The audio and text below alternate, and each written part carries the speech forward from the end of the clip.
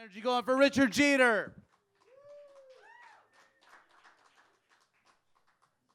Oh, God, how y'all folks doing tonight? We have made it to October, y'all. That means 2016 has not managed to kill anybody in this room yet, so congratulations. Oh, God, we're also coming up on Halloween. Halloween is my absolute favorite holiday because it's pretty much the only day of the year I can walk out of my house covered in blood and nobody really asks any questions. It's like a once-a-year get rid of the evidence-free card. It's fantastic. No, I think a lot of my love for Halloween comes from the fact that most of the adults I grew up around absolutely hated the holiday, and I am a spiteful bastard. So, yeah, I was surrounded by a lot of those just-in-case religious types. You know, the ones that are, you know what I'm talking about, the ones that they're going through the motion just in case hell turns out to be a thing. They're kind of going to church like I keep up with car insurance payments. They basically got Jesus in a glass case near the fire extinguisher. They're like, honey, do you smell brimstone? Yeah, I'm going to go hide my porn. Break out the Jesus, you know. So, yeah.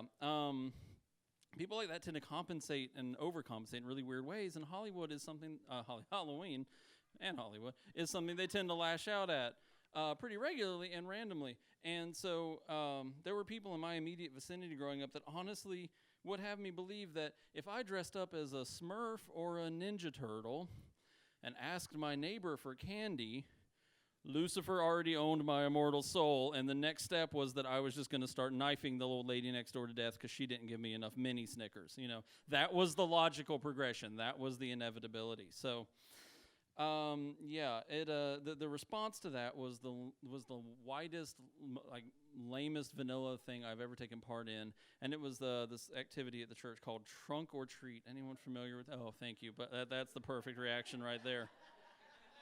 So for those that may not know, all the Jesus on Standby people will roll their cars into the church parking lot, trunks absolutely filled with Halloween candy, but none of the good shit, because anything that delicious is probably evil. And then they would shepherd you through this little corral of cars in one of the 3 approved costumes: sheep, shepherd, angel, pretty much it. And then they would encourage you to take candy from the trunk of a relative stranger's car. And I got to thinking about that the other day, and I wonder if all the Amber Alerts I get on my phone on a weekly basis now are because all the parents my age were raised to believe that really good things happened in the trunks of strangers' cars, you know? Oh, God. And I know the main concern was like biting into apples and finding razor blades or jawbreakers made of C4 or whatever the fucking media frenzy was that year. But I distinctly remember my junior year of high school. The rumor going around was that people were coating gumballs with LSD. So trick-or-treating was way up at my high school that year.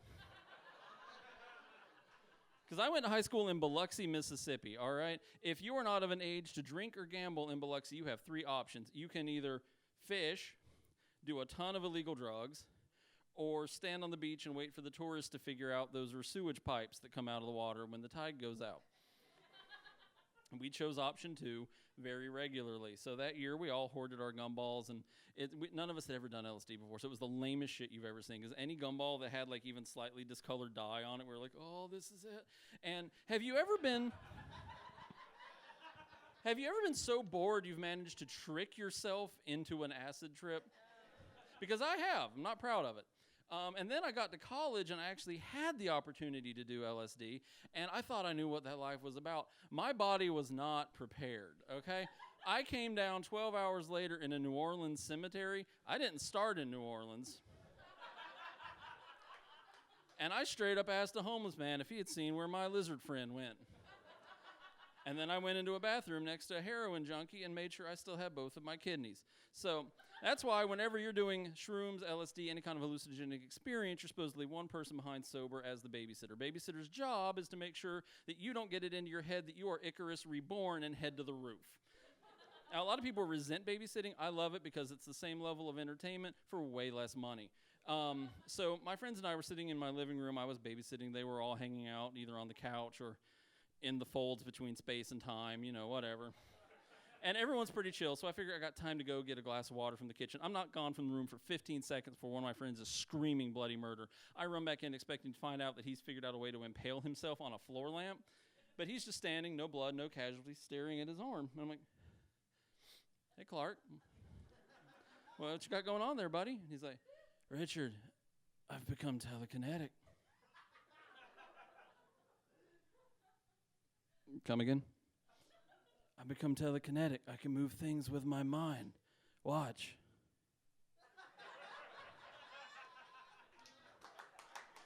Anyway, that's my time, folks. Y'all have been great.